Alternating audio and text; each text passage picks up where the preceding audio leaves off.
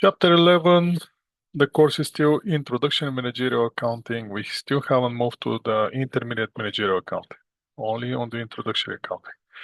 Today, what we're going to do is we're going to start talking about how to control the people in your company in order they to meet your objectives.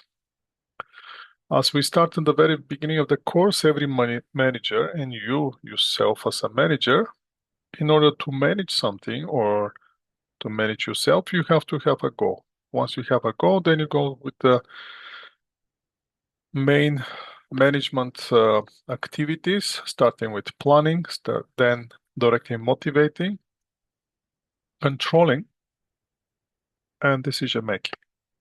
We saw during the process of management, in order to achieve our goal, again, we have to stick with those 4 activities. And also we have to identify what will be our strategy. That means how we're going to differentiate ourselves from everybody else on the market in order to attract the customers by knowing that the sales are going to come only and only from the customers. Why we need the sales? We need the sales to cover the cost. Which cost? For different purposes, different costs. We saw up to this point in the course that for different purposes, we have a different cost classification. For example, if we have to decide where to report the cost on which statement, we have a product or inventoriable cost and period cost, which go directly to income statement. Product cost consists of 3 costs: direct material, direct labor, manufacturing overhead. Period cost is sales administrative expenses and everything else which is related to the operation of the company. Then we saw that we have direct cost and indirect cost based on how easily we can trace the cost to the object. Then based on the cost behavior, we have the variable and fixed cost. Variable fixed cost, we saw that variable cost per unit stays the same and fixed cost in total stays the same, which helps us to do the cost volume profit analysis in order to calculate the contribution margin, sales minus the variable cost, and to see how much each product or each unit or each division can contribute to the wealth of our company. Now let's decide, now let's pretend that you decide to open your own company. And most likely in the beginning, you're gonna start most likely with yourself, and then you're gonna get other people to work. Now, what's gonna happen when you open the company by yourself? Well, you'll be the only one in charge, and you'll set up the rules. Now you're gonna start the process with the company, and later on you're gonna find out. So, in order you to have more time to concentrate on the strategy, to free yourself from the everyday tasks and to focus on more on the strictly operational issues, you have to start delegating your work to the other people, preferably the other managers or some other workers that you may have in the company. In other words, you're going to start decentralize your organization. So since you're the one who in the beginning start everything and you're the one who hold all the control, all the decisions, suddenly you're going to start delegating decisions to the other people. Why we want to do that? Because obviously we want them to gain some experience. We want, by giving them more work and making decisions, that's going to increase their job satisfaction. By increasing job satisfaction and giving them experience, you yourself or the manager is going to free himself for the focus on the strategy, focus on the operational issue.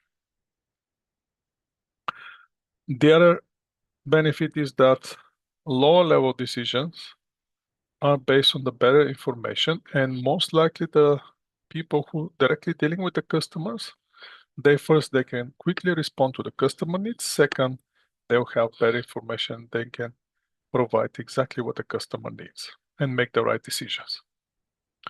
Everything that has a positive has a negative. So decentralized organization or structure of organization, as long as it's look nice and good to have it, but at the same time, it has problems. which are the problems. At some point, you're going to find out that those lower level management, they don't see the big picture. Why? That's not their job. They only focus on what's on their hands. So for that reason, most likely, the objective will be different than the objective organization. That may create a lack of coordination among the autonomous managers. And the effect will be, it will be very difficult to spread the innovative ideas in the organization. So again, it's good to decentralize your structure of the company, but at the same time, you have to keep in mind of the benefits and drawbacks.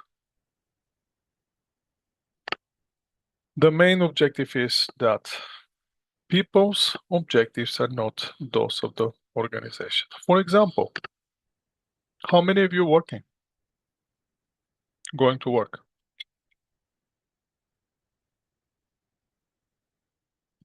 Okay, 2 so far working, 3 maybe. Okay, so those of you who working, do you have the same objective that the manager of the company has or the owner of the company has? Probably not. I don't believe any each of you wake up in the morning and when he wake up in the morning and says, "Wow, what a beautiful day. Now I'm gonna go and work like crazy to make my owner super rich." Right? That's pretty much never gonna happen, even if you are the owner of the company. Why? Because the people objective are different than your objective as a manager. So in order we to have control over those people that we're gonna give them control and give them the decision making, we have to keep them in the control. How are we gonna do that? By preparing special reports. Which special reports going to give us information only and only for different fragments of the organization, for different part of activities. We're going to call it segment reporting. Segment reporting will be related to the individual store or sales territory or sales center or product or customer, anything which is stay as a separate. Corporation could segment their business by customer, by geographical areas, by the way they wanted to do it. For only one purpose. They can get better understanding what's happening in the company, who is responsible, and how to keep everything under control. There are two key points when we're building this segment income statement. First one is we're going to use contribution format so we can separate the fixed and the variable cost. And that's going to give us opportunity to calculate the contribution budget. And the second one is the fixed cost. We're going to split them by traceable and common cost. Knowing that the traceable cost will be the only and only the costs which are related to the specific segment, where the common cost will be common to the entire organization. So again, traceable costs happen only and only because of existence of that particular segment or individual segment that we may have in our organization. For example, if we are Cactus Club headquarters, traceable cost will be the cost of the manager to each restaurant. Why? Because we need to have that manager in order to manage the restaurant. If we don't have the restaurant, we don't need the manager. So the cost of the manager or the cost of the salary of the manager will be traceable to each restaurant. Common cost will be the one that stays with the organization, regardless if we have particular restaurant or don't. For example, the accountant who's doing all the records for the headquarters based on the reports on the individual restaurants, his cost will be common cost for the company. Because even if we close the one restaurant or two restaurants, we need that accountant to calculate for the rest of the stores, and he's working for the company itself. The basic rule is don't allocate the common cost to segment. Why? Because it's not traceable to the segment. If we do that, then we're going to add additional cost to every single segment, which will not be affected if we decide to close that segment or not. We're going to use activity-based costing for assigning the cost to different segments. We're going to trace the cost to those individual segments. For example, if we have a warehouse, which for the entire warehouse is 10,000 square feet, and we're paying $4 per square feet, and we have 3 products, we're going to see what's the occupancy of each of those products, and based on the occupancy of the product, based on the square feet, we're going to allocate the total cost of the warehouse. There might be a portion of the cost which is not allocated in neither of those. But in this case, everything is allocated. So we see the 3 type of pipes that we have, 9, 12, and 18 inches, and each of them occupy different area from the warehouse. The total is 10,000 square feet, and based on the occupancy of each of those products or each of those pipes, we are allocating the cost of the warehouse. Traceable cost, and how the traceable costs, we're going to deal with the traceable costs and what we have to be aware of. It's important for us to realize that the traceable cost for one segment may be common cost for another segment. So we only have to look at the traceable cost at the point of view of the segment that we make a reporting. For example, every airplane needs to land on the airport. And for that, they have to pay landing fee. Unlucky for us, Vancouver has the highest landing fee. That's why we don't have many options when we want to fly away from Vancouver. But let's think about it. If now the airplane wants to land in the Vancouver airport, obviously he has to pay the fee. Is it practical? Is it logical? We to trace the landing fee to each of our customers? Well, if we have only one class, economy class, then maybe logical way to or practical way to allocate the landing fee to all the passengers in the plane. But if we have a different classes, then it won't make sense. Why is that? Because if we have business class, first class, and economy class, if we remove the first class and convert it to economy, we won't be able to save the landing fee just because we don't have any more first class.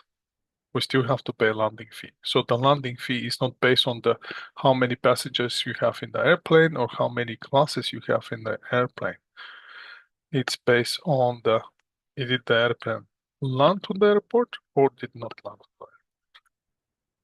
Segment margin, which is computed by subtracting obviously traceable fixed cost of the segment from the contribution margin, is the best guide, which gonna tell us how profitable is different segment.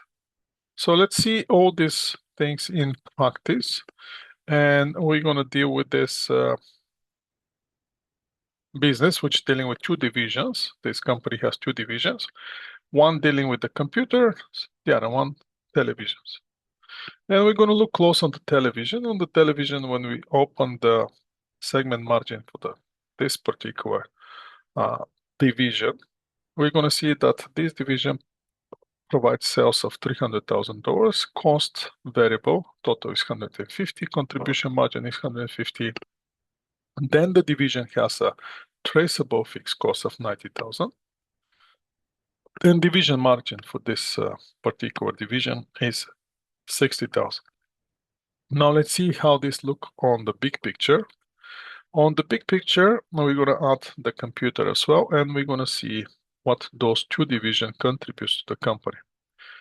As we can see, the sales are 500,000 for the company, which coming 300,000 as we already saw from television, and 200 additional from the computers. Cost, variable cost 230, which means 150 comes from television and 80,000 from the computers. Contribution margin 270.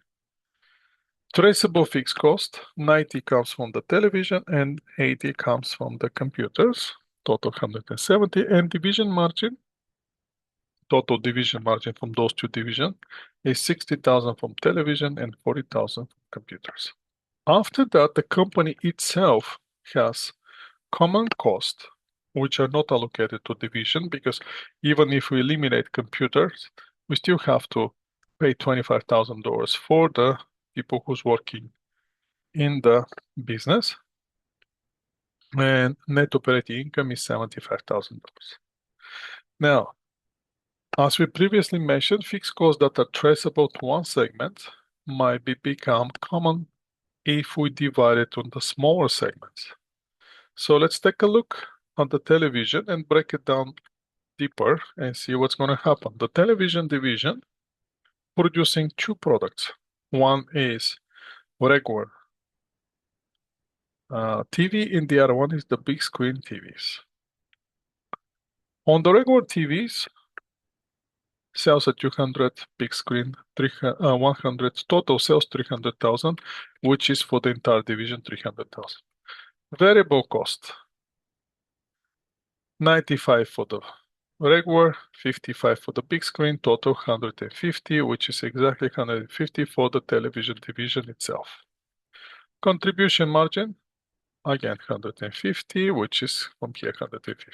After that, we have traceable fixed cost. Now, pay attention for the traceable fixed cost for the big screen 35 and the regular 45 only. Total looks like 80,000. If we look at the segment reporting for television division, we're going to see that the traceable cost for this television division is $90,000. So suddenly, our traceable fixed cost dropped down with 10. Why? Because there's a common cost, which is common only for television division, and it's not distributed, not allocated. We should not be allocated that cost to the regular big screen.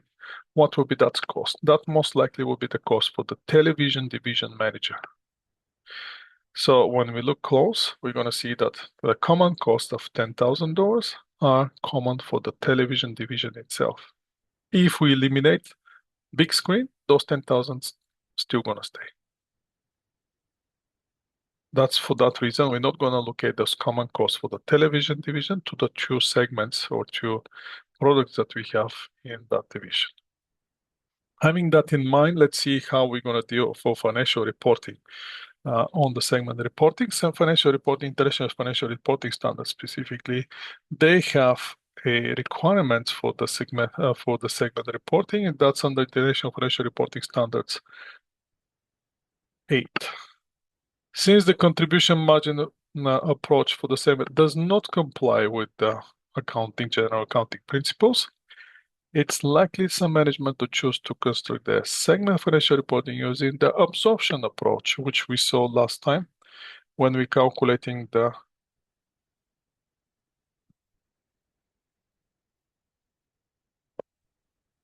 cost for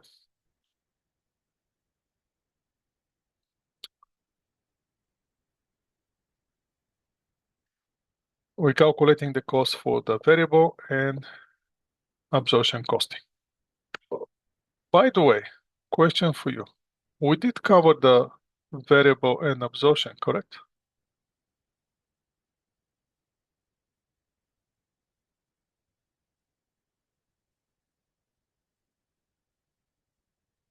Last time, we did cover variable and absorption. Are you guys with me? Yes. Yes, we did. Okay, good. Because I was thinking yesterday, I went with the other group with this chapter, but I don't think I covered chapter 8 with them. But that will be something that I have to think and deal with the other group. So anyway, which are the problem with this cost assignments? If we forget some of the cost, then we're going to produce reports which are not good for decision making. Assignment on the segment cost, that a really common cost for the entire organization, can also be a problem when we read the reports. And we may use inappropriate method for allocating the cost segments just because we want to allocate the cost. So what we have to keep in mind, in order not to omit any cost, we have to follow the value chain of the business, starting with the research and development and going to the product design, manufacturing, marketing, distribution, customer service. So we have to include the cost of each of those segments, from those stages to our segment, in order we to have proper costing. Many companies then do handle very well with the traceable fixed cost when they have to prepare segment income statement. First, they may not trace the fixed cost expenses to the segment, even though they should. And second, they may trace costs which are common cost inappropriately to the segment instead of leave it as a common cost. The common cost should be not attributorily thoroughly allocated to the segment based on the somebody decision that, hey, you know what, it's a cost, we have to allocate this cost. This practice may make look profitable divisions as unprofitable, and allocating common fixed costs forces manager to be held accountable for the costs that they cannot control. How are we going to justify this? With the following example. Let's see this example. We have those two. We have the company that has two divisions, bar and restaurant. Now, as we can see, the company itself generating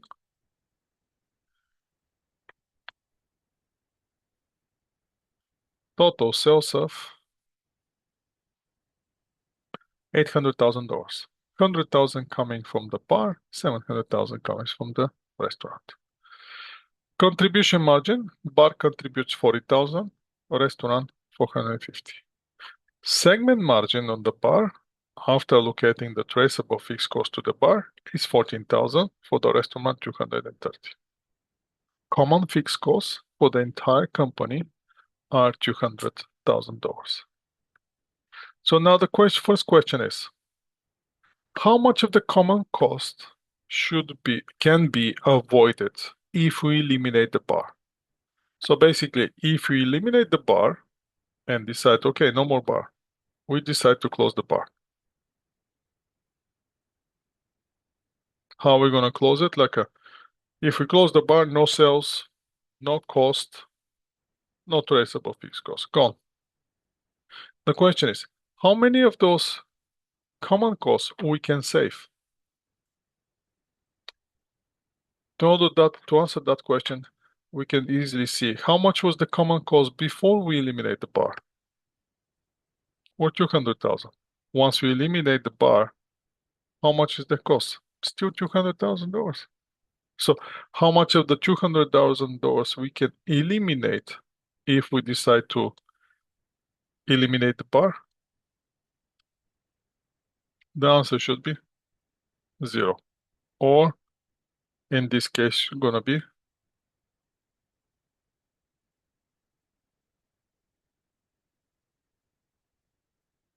should be letter A, correct? All right. It's a common cost, so it cannot be eliminated. Next thing. Let's pretend that somebody who doesn't understand managerial accounting, he saw this cost, common cost, $200,000, and he decided, okay, I'm going to allocate this cost. I'm not going to leave it like this. I'm going to allocate it. Based on what? Based on the occupancy of each of those divisions.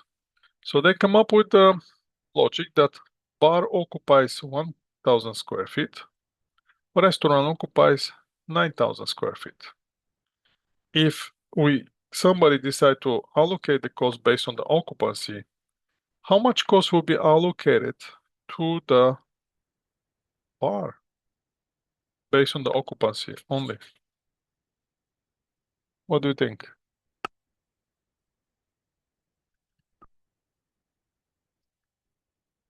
20,000. How did you get the 20,000? It will be proportional based on the 1,000 square feet divided by 10,000 square feet, or it's going to be 1/10 times 200,000, 20,000. Now, if we do this, if we decide here we to allocate additional 20,000 right here, minus 20,000 as a cost, what's going to happen with our profit for the bar? How much will be the profit from the bar?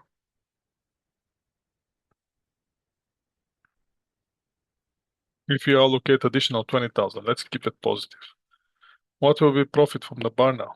14 minus 20 is going to be negative 6,000. So if somebody decide to do this, what's going to happen with the bar? Bar is going to look like losing money.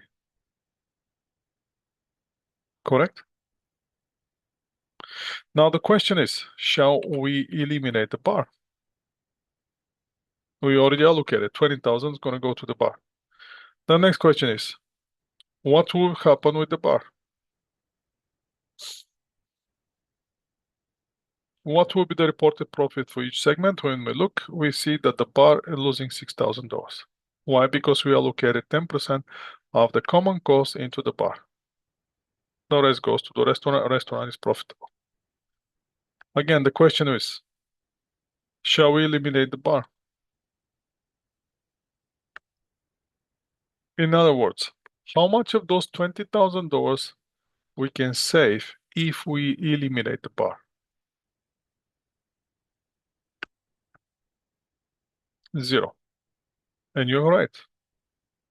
So what will be the profit what will be the total sales for the company if we eliminate the bar? The total sales is going to be 700,000. What will be the total variable cost?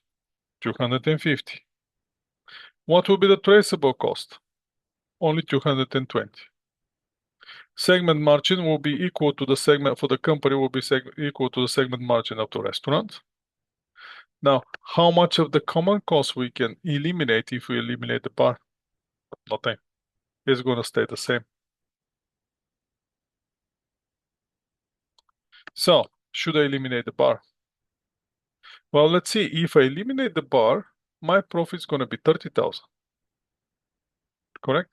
If I keep the bar, my profit is 44,000. In which scenario I'm better? With the bar or without bar? Keeping it. Because if we eliminate the bar, our profit's going to drop down with 14,000. Where the 14,000 coming from? From the segment margin from the bar. So in that case, don't eliminate the bar, keep it. It's not losing money. It's just inappropriate allocation for the common cost, which shouldn't be done. So the answer is no, don't eliminate the bar. Again, the logic is if you eliminate the bar, restaurant is the only one that left, and you're gonna lose $14,000 from the segment margin from the bar.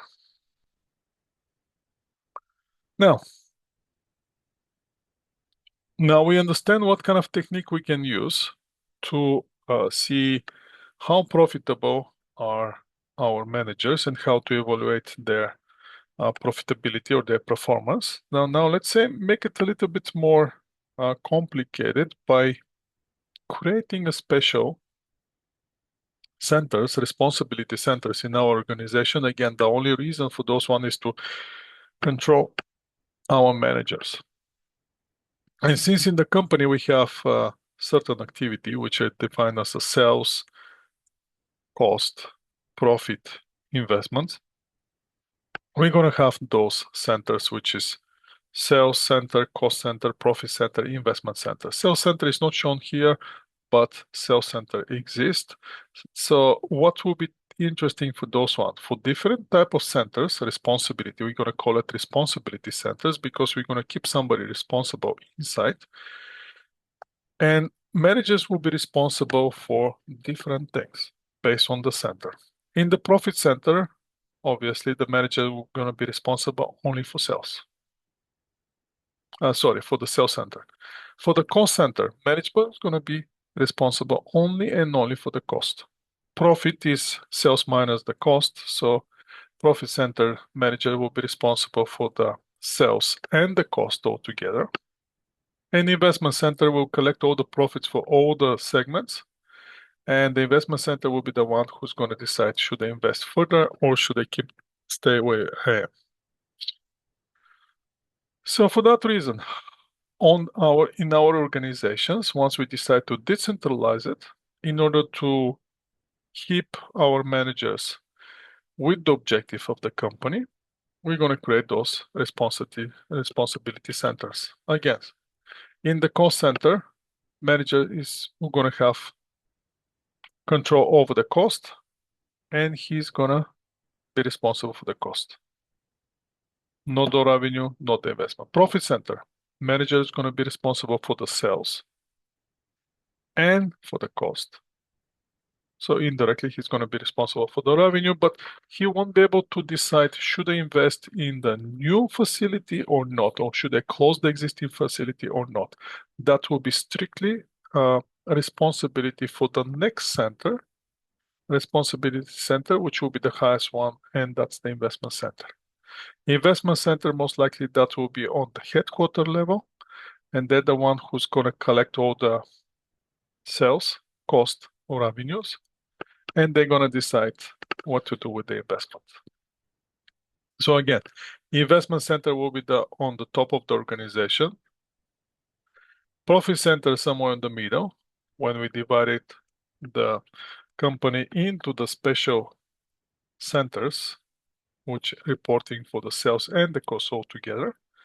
And the cost center will be the very low level of the company, which will be the manufacturing or distribution manager or some plant manager.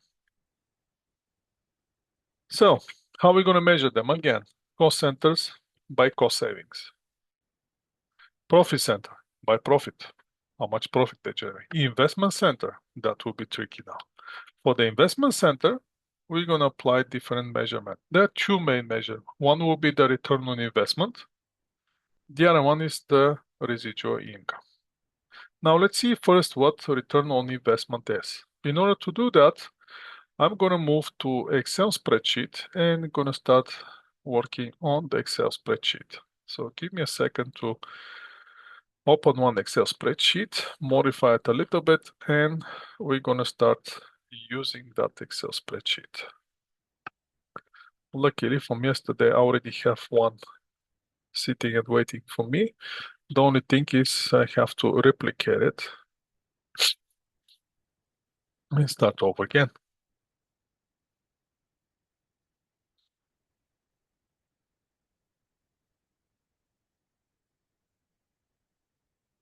Coming, just give me a second. And I'm ready to share with you.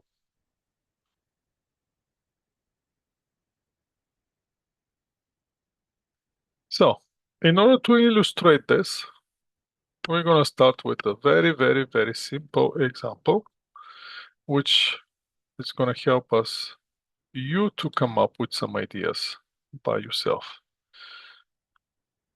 Let me stop sharing this and let's move to share the Excel spreadsheet, which is empty like this. So in our Excel spreadsheet, the empty Excel spreadsheet, let's do this. Imagine we have $1,000 available, or let's make it $10,000. $10,000 available, free. We don't need them, they don't need us. And we're wondering what to do with those $10,000. And we decide to invest them for 1 year in GIC, Guarantee Investment Certificate. And the period is 1 year.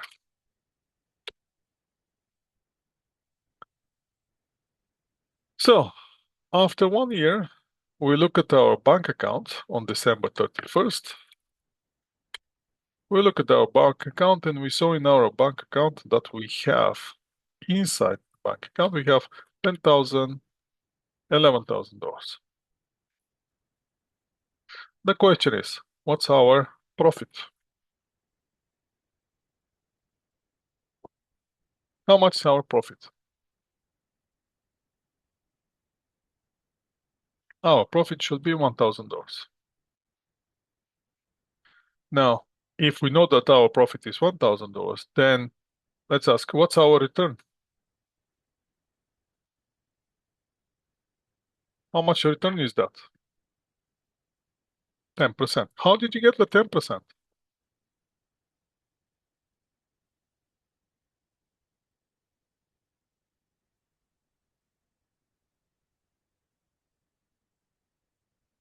Divide the profit by the deposit.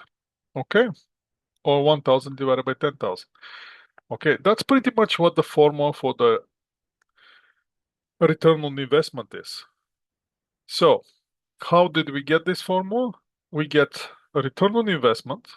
Let me make some changes here now. We're going to call it return on investment. And return on investment is equal to, we're going to have two things. We have numerator and denominator. On the numerator side, we're going to have operating income.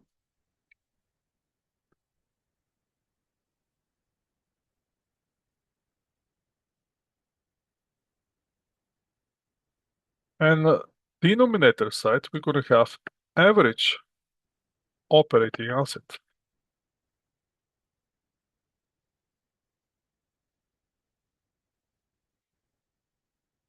Once we get those two together, we're going to see how much is our return on investment. So how are we going to get the operating income? Operating income is sales minus expenses. Average operating assets. How are we going to get average operating assets? Very simple. Assets at the beginning plus assets at the end divided by 2. Simple average. That will be our calculation. If we have to express this formula only with the abbreviation, it's going to look like this. Operating income divided by average operating assets. Done. I'm done with my formula. Now, as you can see, it's very simple formula.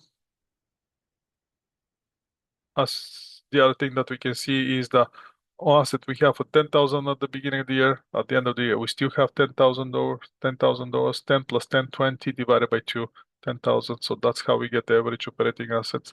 So that's why our denominator is 10,000. 1,000 is obviously our profit.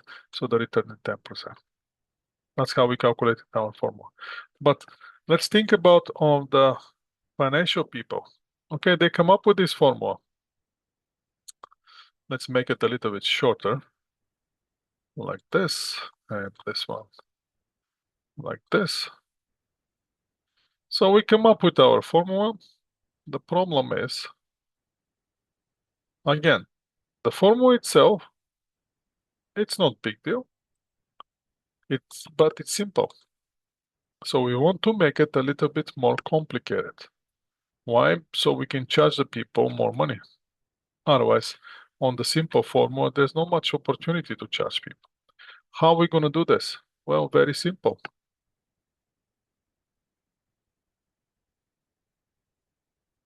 First thing what we're going to do is, this is our basic formula for the return on investment. I'm going to highlight it in blue, and it's going to stay for blue in blue for the time being. Let's get something light blue. And then we're going to start some modification in the formulas. First modification, what we're going to do, we're going to time the formula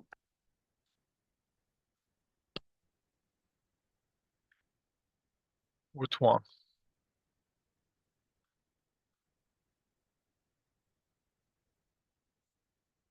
If I do this, Am I changing the formula?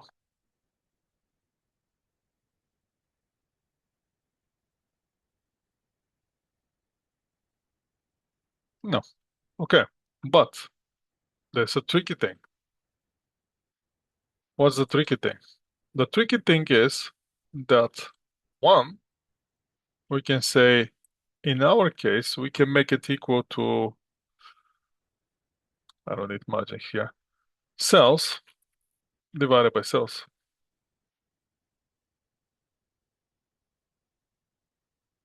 Is that true?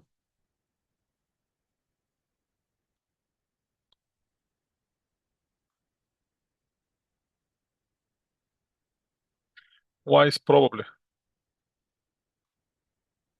Let's think about it. If my sales are 100 and I get 100 divided by 100, how much am I going to get?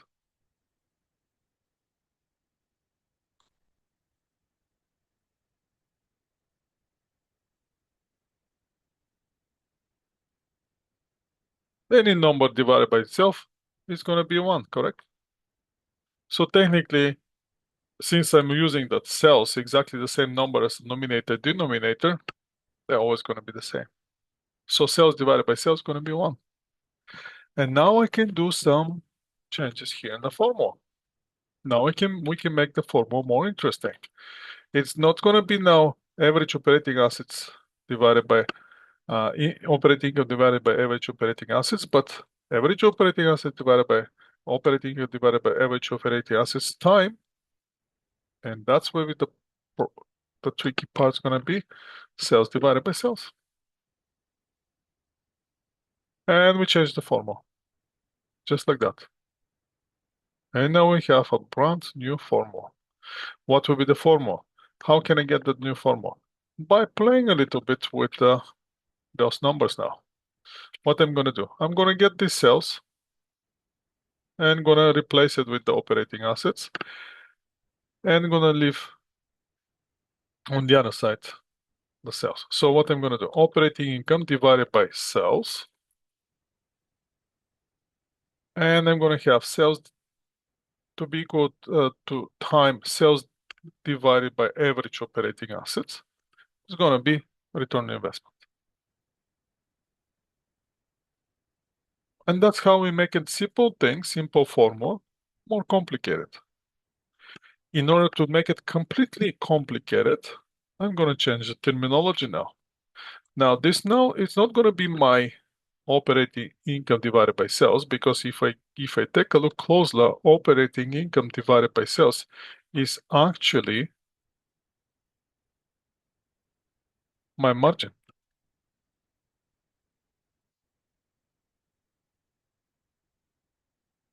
And sales divided by average operating assets, that's actually my turnover. So now I have completely new formula, which is margin time turnover.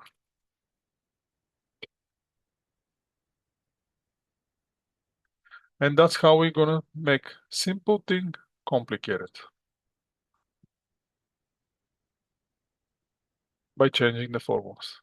So now my return on investment is not longer average operating operating income divided by average operating assets. Now it's return on investment is margin time turnover. Now let's go to the slides and see what the slide's gonna give us for this. Again, slides gonna go with the operating income divided by average operating assets will be return on investment. On operating income, that will be before interest and taxes. Assets will be cash, accounts receivable, inventory, plant equipment, other productive assets. As you can see, we have so many assets here. The question is which asset we should use, at what cost. Shall we use the original cost of the assets, or shall we use the net book value of the assets? Especially for the property, plant, and equipment, we may already have reported some depreciation. So what the numbers we should use for calculation? Original cost or the net cost less depreciation, original less depreciation? Or we should take only with the gross cost? People discussing, they end up with using the net book value. which is will be original cost for the property, plant, and equipment, less any accumulated depreciation that they already been depreciated over the period of usage. Once we do the trick with the sales divided by sales, we're going to come up with the new formula, which is return on investment to be equal to the margin time turnover. Why? Because operating income divided by sales is margin. Sales divided by average operating income, average operating assets is going to be turnover. So, how can you increase it? Now we know how to calculate it. The question is, how can we manipulate it? By knowing what's in the formula. So if we increase the sales, most likely we're going to change the return on investment. If we reduce the operating expenses, most likely we're going to change the return on investment. If we reduce the average operating assets, most likely we're going to change the return on investment. So in order to know that, we have to know accounting. More specifically, we need to know the formula and what's in the formula. So return on investment, again, is margin time turnover. What's margin? Operating income divided by sales. And where the operating income comes from? From the sales minus operating expenses. So operating income, since it's nominator in the calculation for the margin, any changes in the nominator going up is going to change the margin going up. Return on investment is going to go up. So, but now we have a problem because the sales itself, sales minus operating expenses give us operating income. If we change the sales, that's going to change our denominator. But on the other formula, on the other side, on the other part of the formula, on the turnover, that's going to increase the nominator again, which nominator is going to increase the turnover. So that most likely is going to bring the positive effect on the return on investment, which we're going to see later. The other option is to decrease the operating expenses without touching sales. If we decrease our expenses, become more efficient, that's going to change operating income. That's going to change the margin, going to change return on investment. On the other part of the formula, turnover, sales are sales. Now on the turnover, what we can do is change the denominator. If we change denominator to going down, that's going to turnover is going to go up, return on investment is going to go up. What shall we do? We should reduce the current assets or non-current assets. Which are the current assets? Cash, accounts receivable, inventory. Non-current, property, plant, and equipment, any other assets. So how can we decrease or decrease? By debit and credit. So if you don't know debit and credit, you won't be able to do any of those. You won't be able to change margin and turnover. You won't be able to change the return on investment. Why do we need to change the return on investment? Because sometimes, or not sometimes, but it's going to give you ability to tell the users of the financial statements what to do. They will think that they're doing whatever they want to do, but at the end of the day, they're going to do whatever you want them to do. If you want them to invest in the company, you're going to change the return on investment in a positive way so they can enjoy it and decide to invest. If you don't want them to invest, then you're going to show them return on investment which is not attractive and they're going to pass your company. So it's going to be up to you. Let's do some practice so we can see the changes and how those changes are going to affect us. This is the first scenario. Let's copy. I'm going to copy this scenario and going to move to Excel spreadsheet.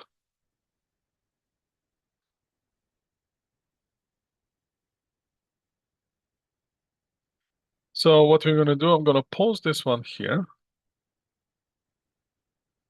Our information. And then we're going to transform the information, which is this company has the operating income, which is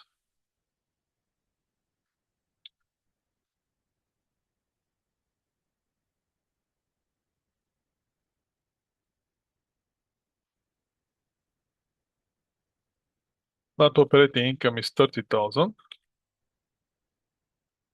Then they have the average operating assets of $200,000.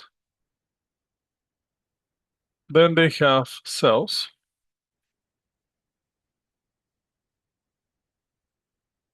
And they have operating expenses.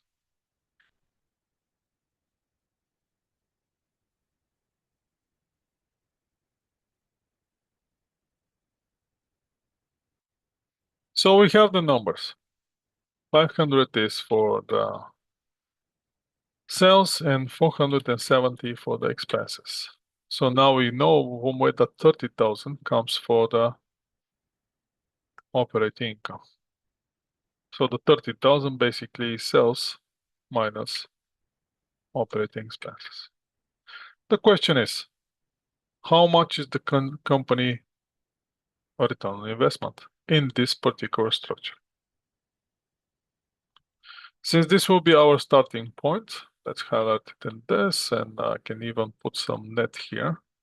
So make it more interesting. And then we're gonna grab this formula, gonna flip it here, and we're gonna fill the gaps. No, not this one. Actually, why not? But no, I prefer we to have to work with this form, which also gonna be the same, but just a little bit easy on the abbreviation. So what do we have to do? Get the average operating income.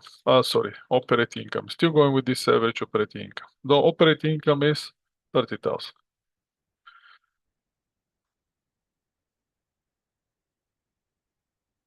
Sales are, we have the sales are 500,000. The sales gonna go in this formula, and they're gonna go on this side of the formula as well. And we have average operating assets, which are 200,000.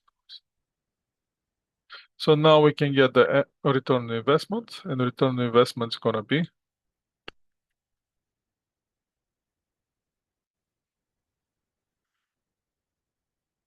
this one divided by this one, and then we're gonna have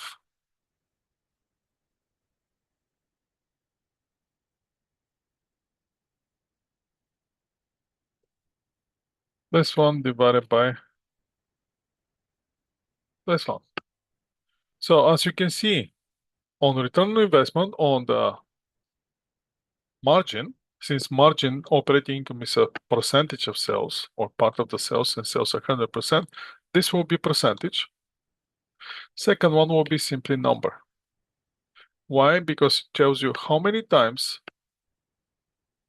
you're generating, how many times uh, you're generating sales from your operating expenses. In this case, this company generate 2.5 times sales from the average operating assets of $200,000. So we have our starting point. Now working with this structure and with this sales and operating expenses and this average operating assets is boring. So what we have to do, we have to find a way to improve it. How are we going to improve it? Well, changing the scenario, obviously. How are we going to change the scenario? I'm going to stop sharing this first and going to go to the slides, and we're going to see how we're going to change the scenario. Once we apply the formula from the slides, we're going to come up that our return on investment is 15% or 6% from the margin, 2.5 from the turnover, in total 15%. I'm gonna make quickly the formula so we don't have to spend waste time after for this.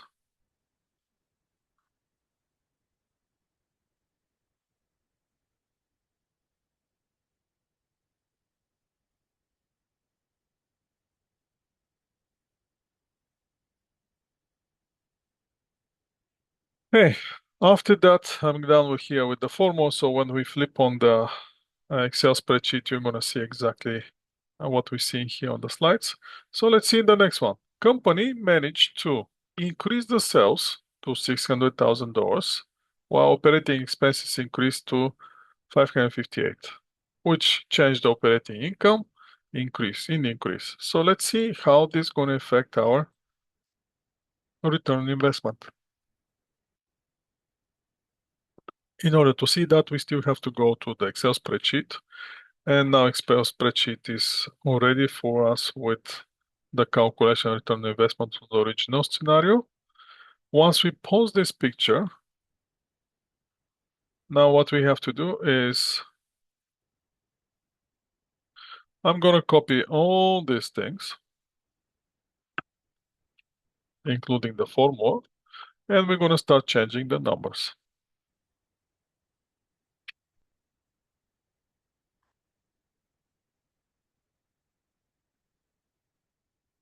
Post it from here. Now, what's happened in this case? Operating income, we're going to see how much is it. Asset stays the same. Let's see here how much is the change.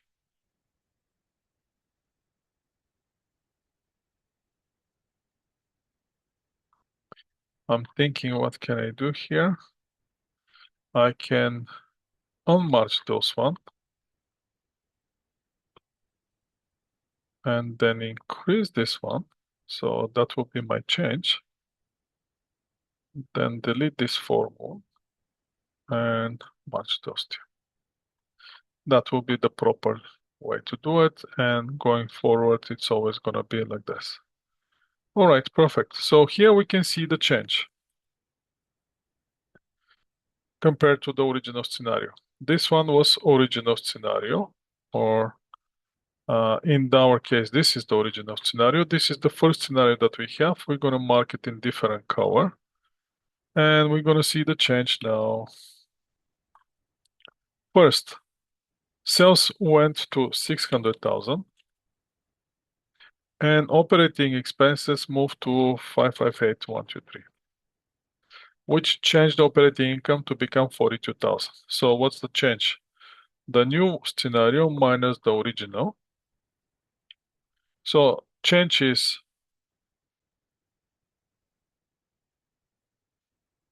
operating income move with up with $14,000, $12,000. No change in the average operating assets. Sales increase with $100,000 and operating expenses increase with $88,000. So now let's see what's happened in our formula.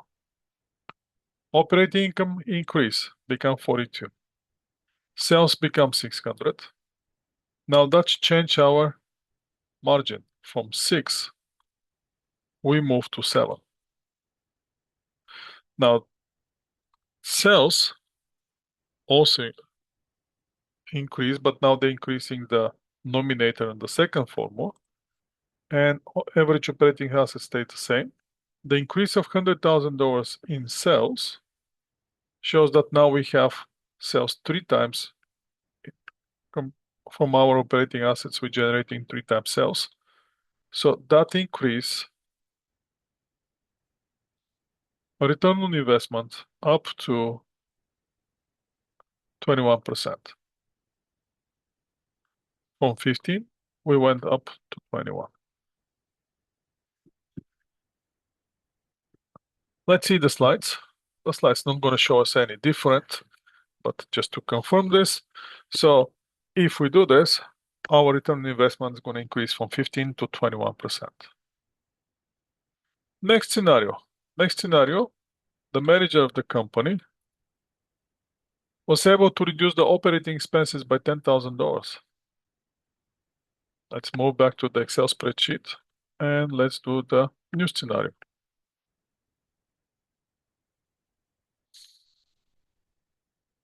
I guess I didn't copy it. And now I can paste it. So in this case, the management was able to reduce operating expenses, only the operating expenses with $10,000. So if I copy all these things, let's get the change too, and paste it right here, what we're gonna see? We're starting with the original scenario. That was our original scenario, which is this one minus that one.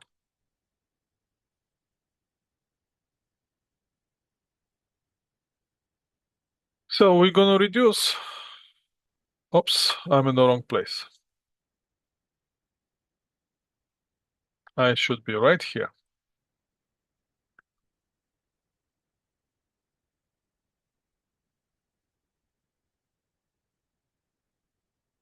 And change should be 0 at this point.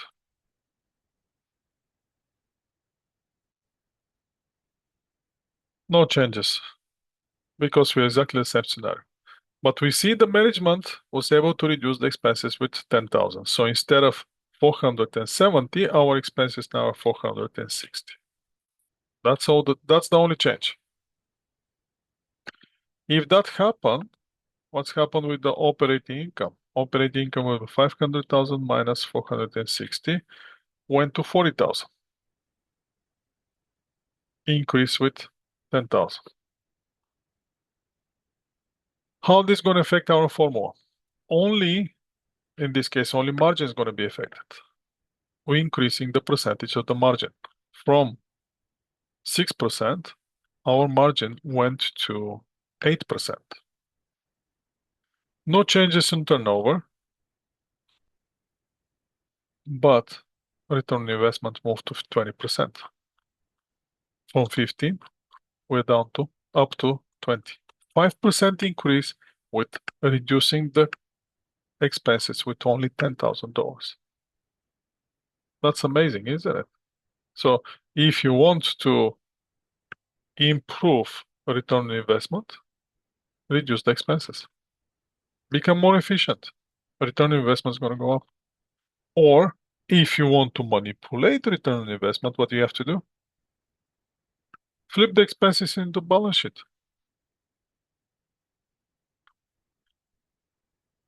And then might be able to manipulate the return on investment. Now that's one. The other thing, let's see now slides, how the slides dealing with this. Again, they're going to show us exactly the same formula. So we improve the return on investment from 15 to 20% by reducing the cost only with 10,000. Next thing, the company manager was able to reduce the inventory by $20,000. So let's see, if we reduce the expenses with $10,000, we get 5% increase in the return on investment. What's going to happen now if we change only and only the average operating assets with $20,000 or double the amount of the expenses? What's going to happen?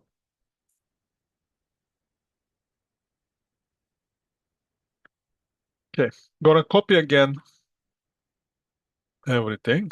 First, I'm gonna paste our scenario. This is the scenario that we want to deal with.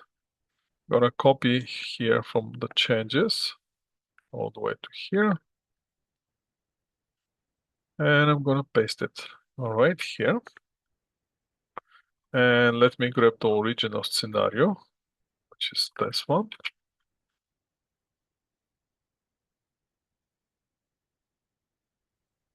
And the change is gonna be this one minus original scenario, which is right here. So there should be no change at this point. But now what we're gonna do, I'm gonna change the color first. Let's go with probably some other green color, this kind of green color. And we're going to reduce the average operating assets with 20,000. So instead of 200, it's going to be 180. As you can see, the change is 20,000 reduction in the average operating assets. So what's happened? Operating income, no changes. Sales, no changes. So no changes in the margin. But turnover, since the average operating assets went down with 20, turnover changed. Instead of 2.5, now we have, with this 180, we generating $500,000 sales. So we have average operating assets in the sales 2.77, which improve return on investment to 16.67, or if we have to go with one, so 16.7. So 1.7% increase from the original point, which is 15. So as you can see, if we reduce the expenses with $10,000, we're achieving 5% increase. If we reduce the assets with 20,000, we are achieving only 1.7% increase.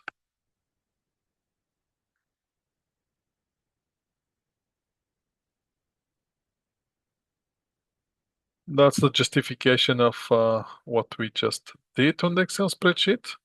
And the last one will be, now the company invested $30,000 in the piece of equipment that increased the sales with 35 and increased the operating expenses by 15. Let's see what will be the effect in our formulas here.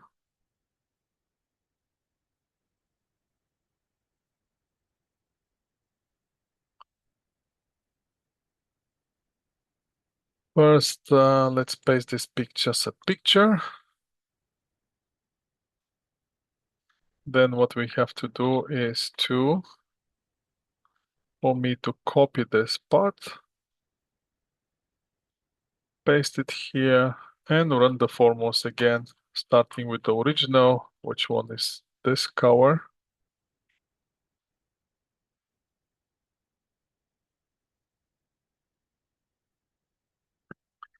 So the change should be 0. This one minus all the way to the top.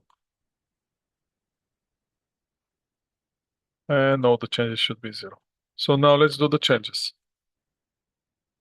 First thing first, we're increasing the assets. Assets went down up from 200,000 to 230,000. Asset went up with 30, increase. We increased the sales by 35. Instead of 500, now we have 535. 1, 2, 3. There you go. 35 increase in sales would automatically improve the operating income. But operating expenses also went up with 15. So now they're 485. 1, 2, 3. Still, there's a positive effect on the operating income. How this going to affect our scenario? Let me change first the color and move to that kind of blue.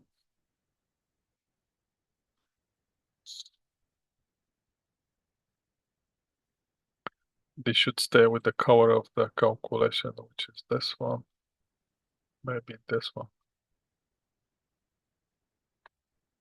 So what's happened here is the return on investment went up from original 5%, 6%, went up all the way to 9.35%. Turnover, as you can see, went down from 2.5 went down to 2.32, but the return on investment itself went to 21.7. So this scenario gives us the highest increase of return on investment compared to all the other scenarios, or 6.7% increase on our return on investment, 74, if we have to be exact. So that's how you would be able to improve the return on investment in the company by knowing what you're doing. So in this case will be 21.8. It's by the rounding. If we do the rounding on the turnover, it's gonna bring us to 2.7 something, which is gonna be 2.8 when we're rounding. Great, that was the return on investment with the calculation, with the different scenario, with the way how to improve it, how to decrease it. Now let's see why people don't like return on investment. Because if you don't have the balance scorecard, it will be very hard for us to know how to increase the return on investment.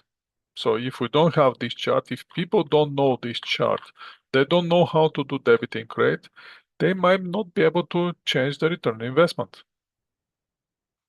That's one thing. Second thing, let me see where we were.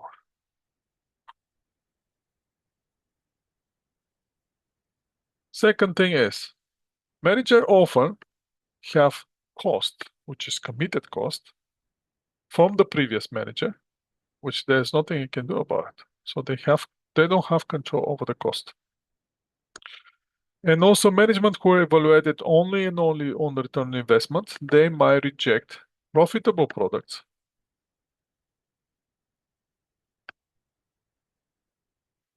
Let's see how we can avoid this by implementing the second measure of profitability, which is called residual income. Now, for the residual income, let's go back to the Excel spreadsheet and let's see if we can get something from that residual income by ourselves. That will be the return on investment. Now let's get this Excel spreadsheet, move it here and move it to residual income. On the residual income, I don't need any of those. And I'm going to delete everything, including those pictures here. And once I delete everything, we can start working. Now, what I'm going to do now, I'm going to do slight change in this part with the GIC. Remember, we invested, we have 10,000 available. We're going to keep it for 1 year. Now, on the GIC, we know that that GIC is going to give us 10% return. That will be the minimum required rate of return. 10% we want it. On December 31st, we're going to check our bank account and we're going to find out that we have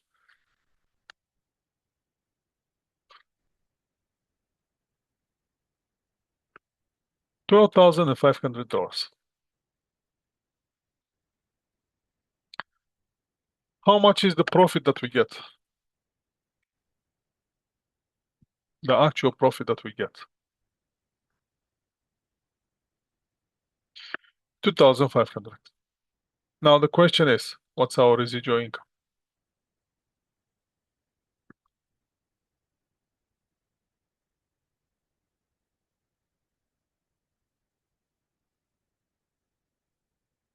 We get 2,500. What's our residual income? 25 is the rate of return that we generate. I'm talking about residual income. How much we want it?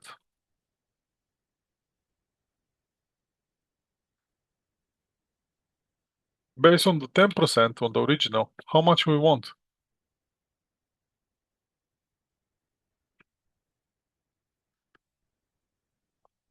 We wanted 1,000. So how much is our residual? 1,500. So how are we going to calculate the residual then?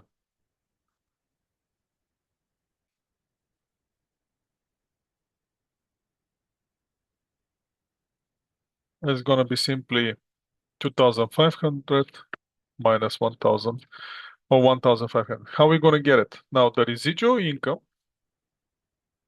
let's go back with this. Residual income is going to be equal to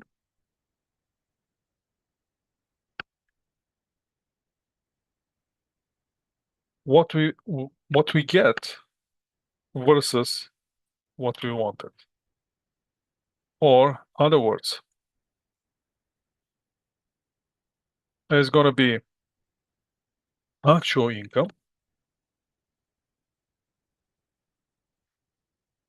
minus, in brackets, we're going to have, here will be the minus,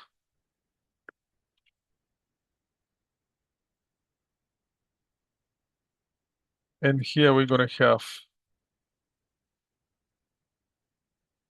In brackets, we're going to have average operating assets time required rate of return. Or we can put it as a minimum required rate of return or just required rate of return, whatever you prefer. That become too big. Let me shorten it a little bit. So let's play with this, like this. Actually, it can stay only in this too.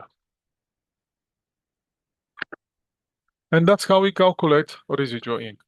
Actual income minus average operating assets that we have, $10,000 divided by 10,000, times $10,000 divided by 2 is 10,000, time required rate of return, which is 10%, and we wanted 1,000. So in reality, we're generating more than what we wanted. That's the only thing we cannot hear, the minimum required rate of return, just to make it in the line of the slides. So let's go back to slides and see what the slide's going to give us. As the residual income was the interpretation of the slides, the residual income will be operating income, which is the actual operating income, minus average operating assets, times the minimum required rate of return that we want to generate from the assets that we have. So imagine this company, average operating assets of $100,000, required rate of return is 20%. In reality, they earn 30,000. How much is the residual income?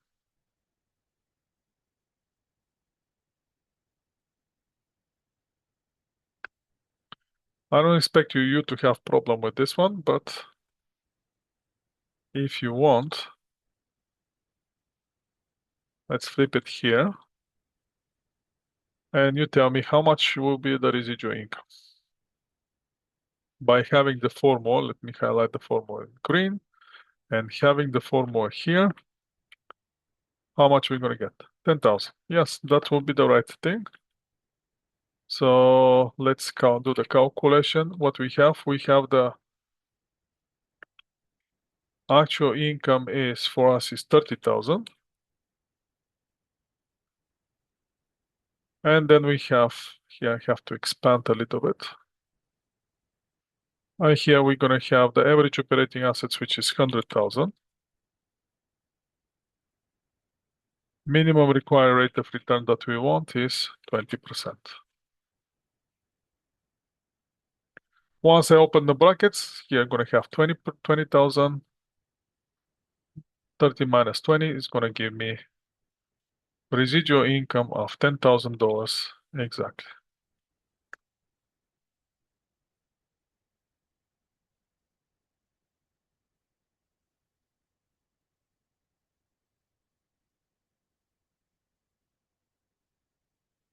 That's going to be equal to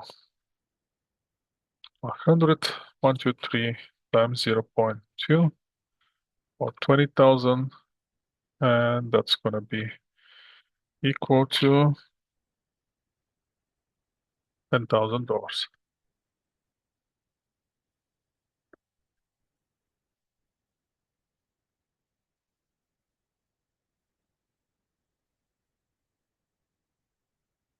And that's how we're calculating this residual income. It's not very difficult. I don't think you have any problem with this. But you can always surprise me, correct?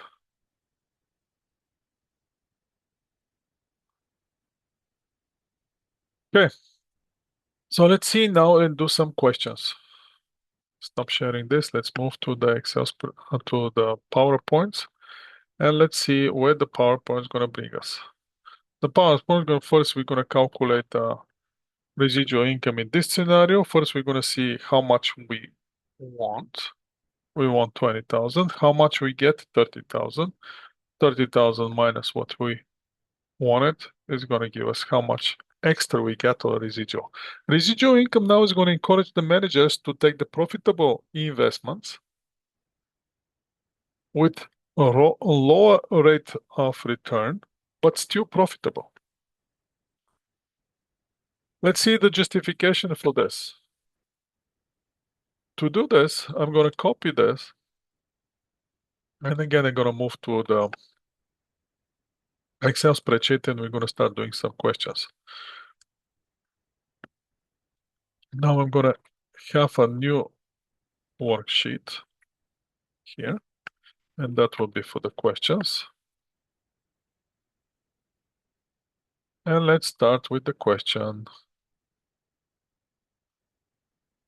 I'm gonna leave this formula and I'm gonna post only the question. But I wanted to post it right here. That's our question.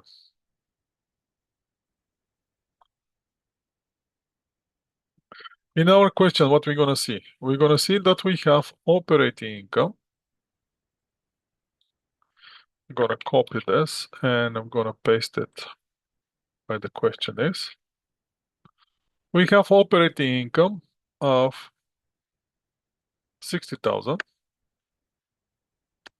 We have average operating assets of 300,000. We don't have sales and operating expenses because we already have the operating income. We don't need those two. The next thing that we have is the required minimum required rate of return of the company. And the minimum required rate of this company is 15%. Now the question is, what's the company or the division return on investment?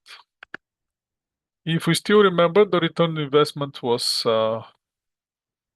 let me copy one of the formulas. The simple, we're going to go here with the simple formula, which is the very, very basic one. And I copy it from here and I'm going to move it here, which was right here. Return on investment is operating income divided by average operating assets. Or in our case here, it should be operating income is equal to 60,000. Operating assets need one more zero here to become 300,000 divided by 300,000. Or in other words, our return on investment is going to be equal to, actually, I don't need this, equal to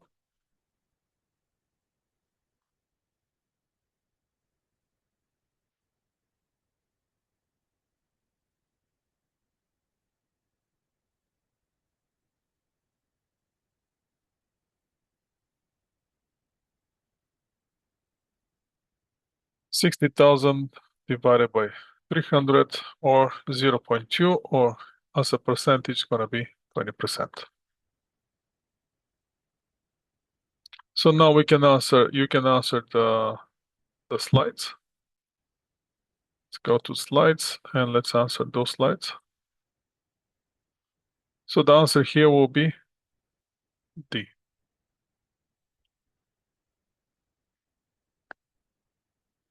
Let's move on. Now the question is, if the manager of this division, which is generating 20% return on investment, has opportunity to invest another 100,000,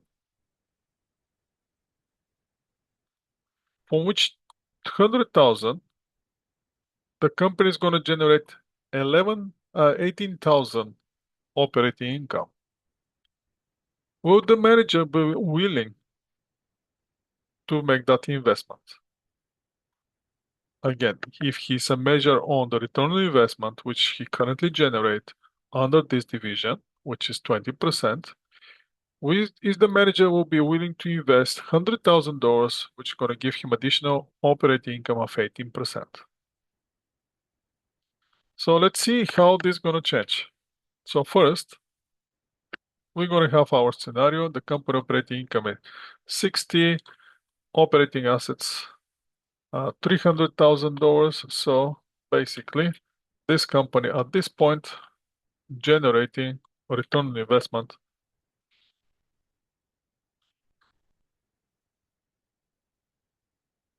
of 20%. Now, the manager is asked to make additional 100,000. That should be here, 100,000. which is gonna give him an additional $18,000 operating income. What will be the return on investment in this scenario now? Only in that scenario, the return on investment will be 18 operating income, 100 operating 18%. Now, if we combine those together, let's imagine we combine those together, the both operating income is going to go in the same place, operating assets going to go in the same place. Let's see what's going to happen if we do this. Now the operating income is going to be 60 plus 18, and assets going to be equal to 300 plus 100,000. Still, we are below the operating income, which is currently generating, or current operating income is return on investment is 20%. So most likely this manager will be discouraged if he's measured based on return on investment to invest in this project.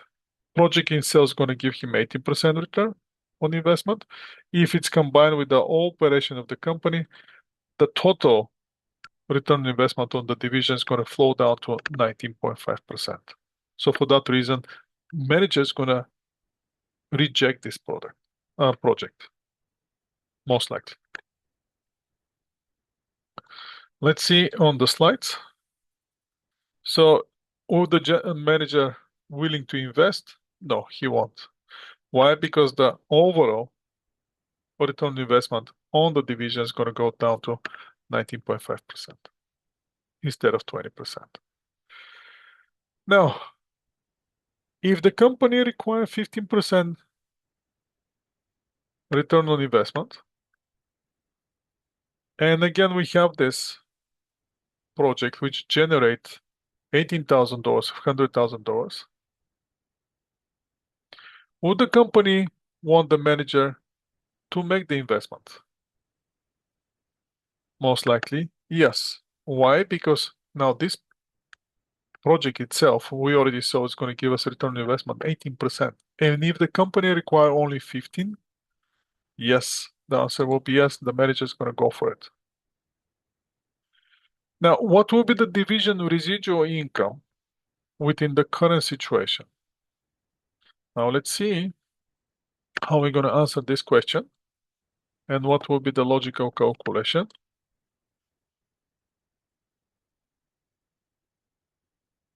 In this case, we're going to play with the original scenario, which is right here. But we're not going to calculate return on investment. We're going to calculate now the residual income. So the minimum required rate of return is 15.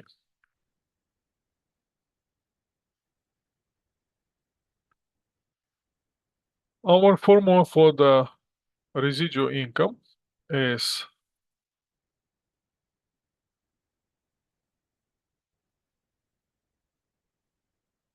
probably not here. Let's try here. Yes. Will be actual income minus the average operating asset times minimum required rate of return. So in our formula, we already have all the numbers. We can easily calculate. I can easily actually go here and insert one line and go to the minimum required rate of minimum required operating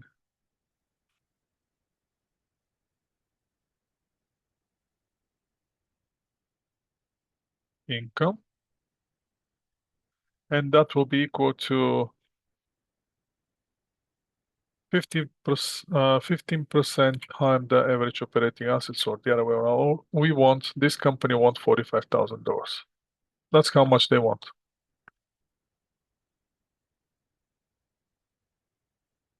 Now in our formula here, what we're gonna do is we're just gonna replace the numbers, and we're gonna have the actual income is 60,000 minus 45,000, and we can easily come up with the conclusion that our residual income in this case is equal to 16 minus 45 for $15,000.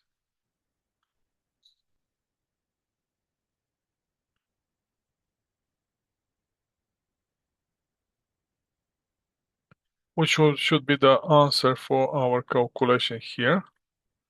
And that's with the letter C, which is $15,000.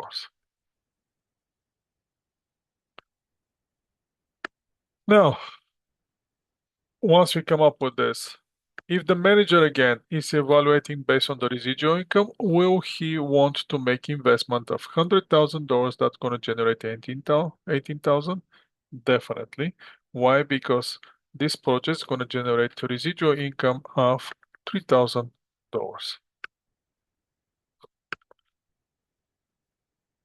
What's it?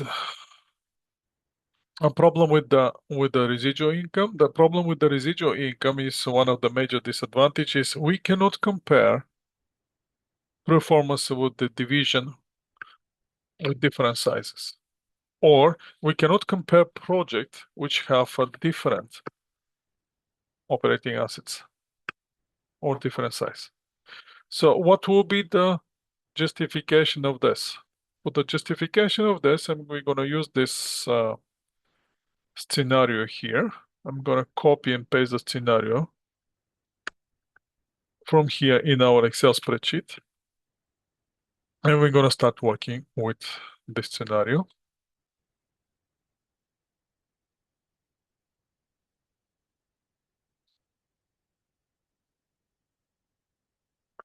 I'm going to move it right here. I don't need any of those. Now I can automatically delete everything. Delete this, and delete this. And now I can post the scenario that we have here.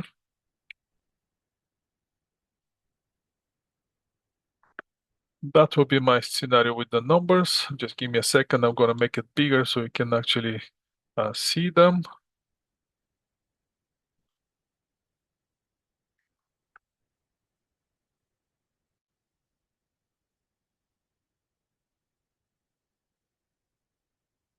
Here we go. We have our calculations and all the information that we have on the slide. So we have two divisions.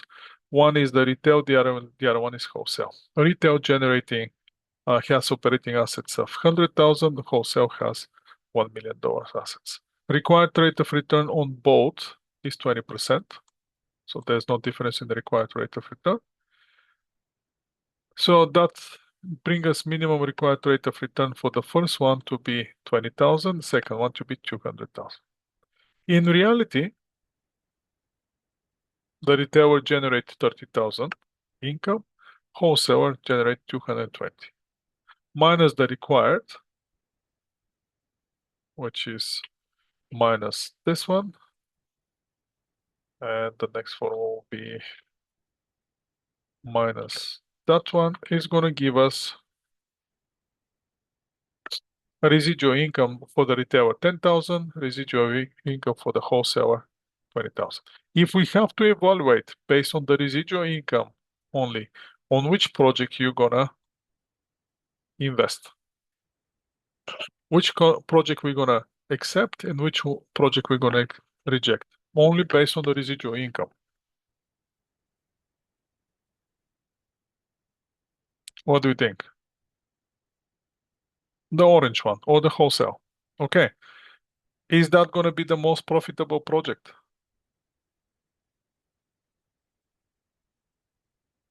No. Which is gonna give us the most? How are we gonna see the most profitable project? Which measure we should use? We should use return on investment, correct?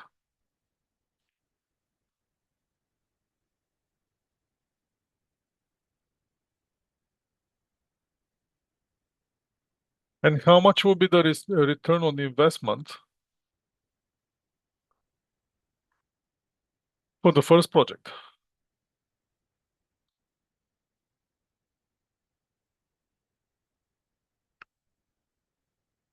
How much they generating? 20%. Are they? The actual income is 30,000. So what will be that? 30,000 divided by average operating assets, which is 100,000. They're going to generate 30%. Now the question is, how much generating the other division?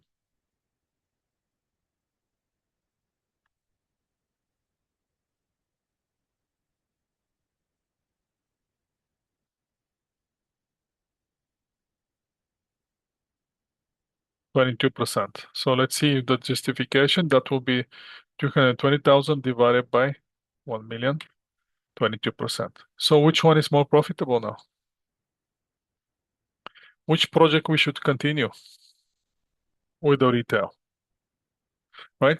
So that's one thing with the residual income. When you have projects or segments or opportunity with a different size, don't compare the two opportunities based on the residual income. Go with the return on investment. Return on investment is going to give you which one is worth more. If they're on the same size, then yes, definitely. But if they're not, no.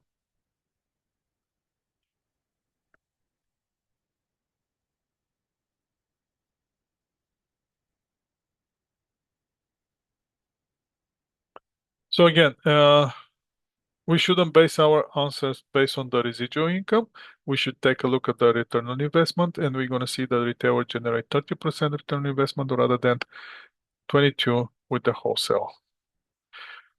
Who are the people against the residual income? What they're saying, the residual income based on the historical accounting data, which can be inflated, manipulated. So for that reason, residual income is kind of tricky to use.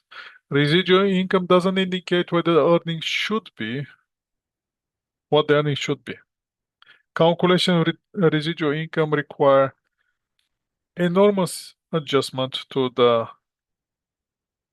general accepted accounting principle, increasing the cost preparation of the information. So in order to get that residual income, there will be increase of the cost. So maybe we should not stick with that residual income.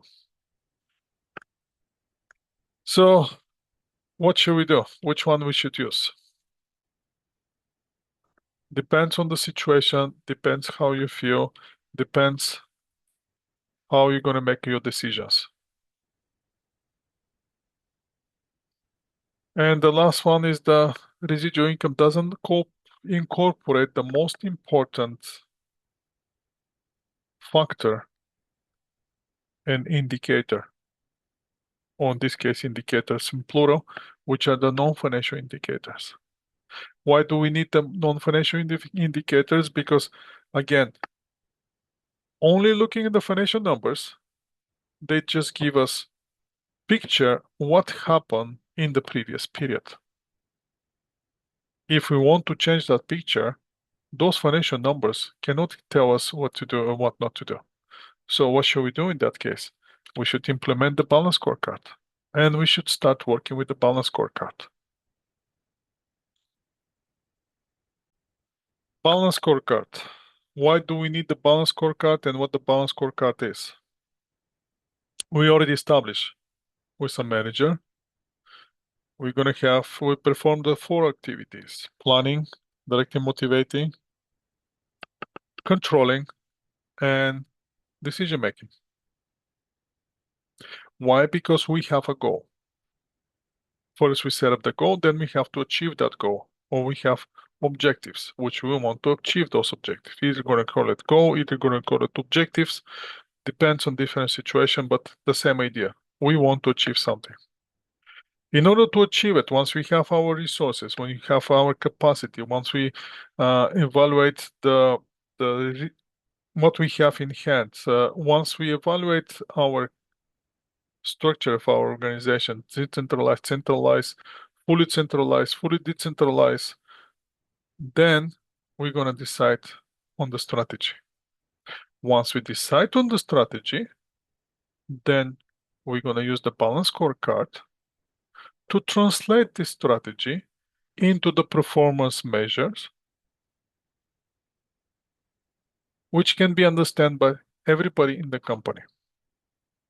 And once they understand it, they to accept it. What kind of measures we're going to use? Performance measure. We're going to use financial performance measures, customers performance measures, internal process performance measures, learning and growth performance measures. So balance scorecard has four perspectives: financial, customer, internal business process, learning and growth.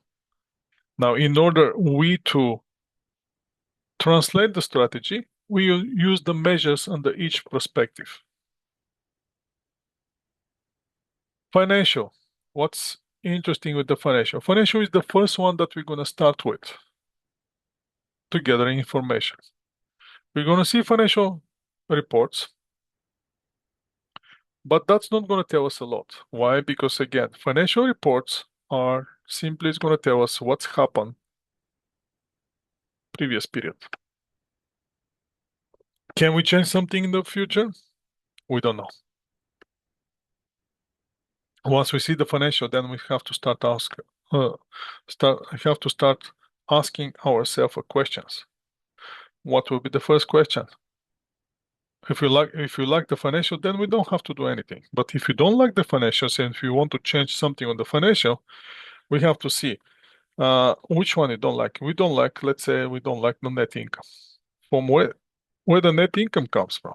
Net income comes from two things: sales and expenses. So let's take a look at the sales. From where the sales coming from? From the customers. So if I want to change the net income, where should I focus on?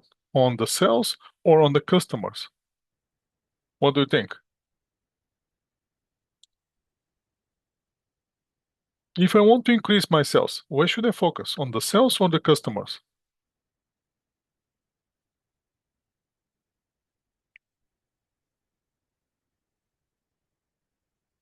So again, you have to be careful here because again, you're right. Customers lead to sales. If you focus on the sales, you forgot about the customers. So you're not going to get sales.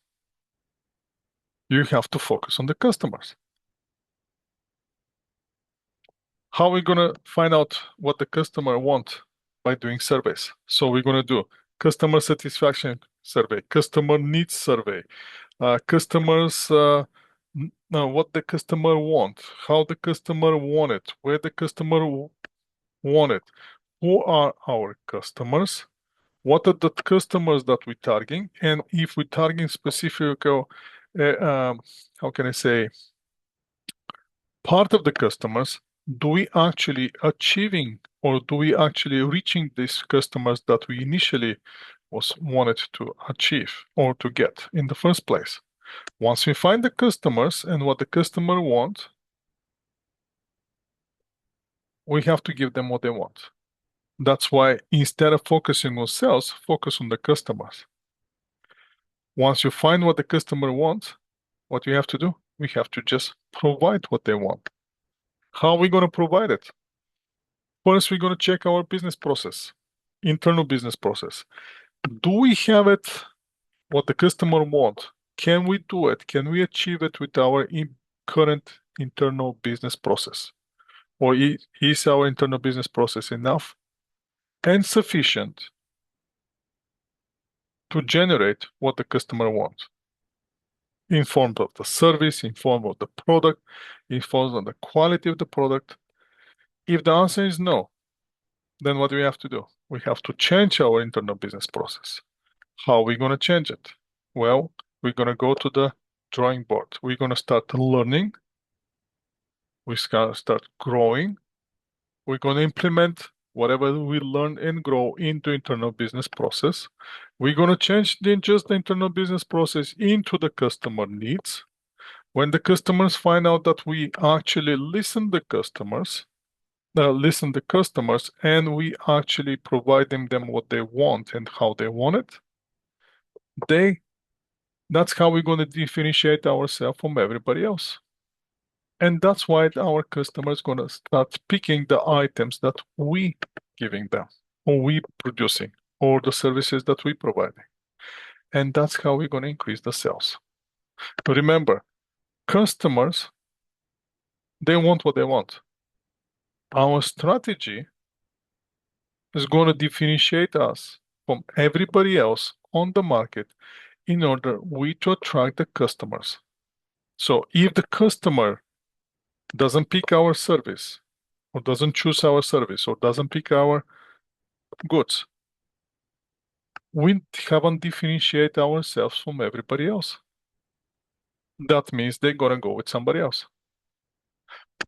If we differentiate ourselves from everybody else on the market, which market we competing, then that customer is gonna choose our product or gonna use our service. That's gonna bring the sales. So in the balance scorecard, what we have to do, again, starting with the big picture, what's the objectives? What's our strategy? Once we have the vision and the strategy, how we going to reach the customer? How we going to differentiate ourselves from everybody else? How we going to provide value to our customers? How we going to attract these people? Then we can start working on the financial. Financial will be, what is our financial goal? What we want to achieve? Usually, everybody wants profit. No questions about it. But again, from where the profit comes from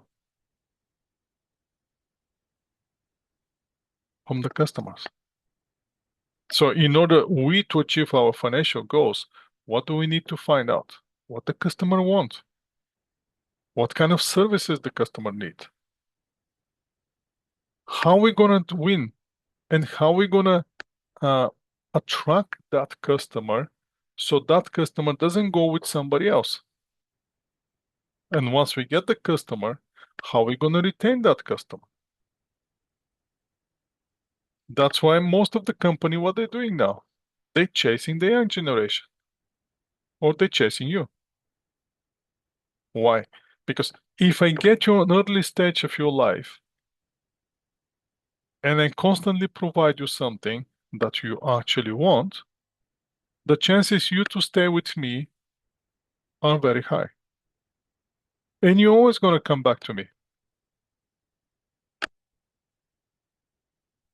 That's why when you step with, when we start choosing one cell phone, you don't move very often from one provider to another provider on the cell phone in terms of the producer of the cell phone. If you go with the Android, you're going to stay with Android. If you go with Samsung, most likely you're going to stay with Samsung.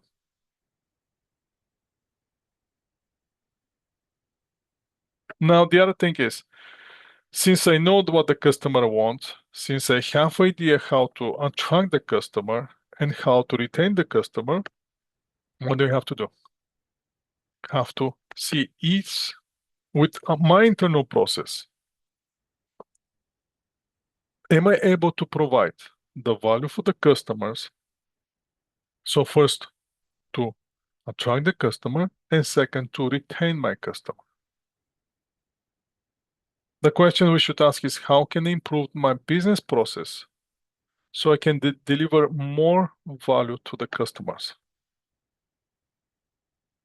And if deliver the value to the customers, is my customer actually recognizing that value? If the customer recognize that value and use it, then most likely you're going to see a financial. Let me see what you say, area. It gets frustrating when a company in particular industry dominates and obtain the monopoly in that industry. Then they're not as worried about the retaining the customer due to the no competition. So the quality of their product suffers. Yes, that is true. That is true, but that's another way to you to get the customer. And that's what those company doing in the very beginning. Now, how they can get the monopoly, that's a different story. Sometimes they get it by the regulators. A regulator is the one who set up the rules, and the regulators can push in the direction that they create a monopoly by allowing only specifically only one company to provide the services. For example, we have a lot of examples here in BC, which is interesting thing is that this province and we're living in the reality of the capitalism, which is there's always competition, how to get the customer, but at the same time, there's some markets where there's only one provider. Yes, you're right. For example, in the insurance, car insurance specifically, we have so many options for car insurance company, correct? We can go to London Drugs, we can go to Sussex, we can go to that company, we can go to so many companies, we can choose a individual insurance guy to get your insurance, but you're always going to end up with ICBC.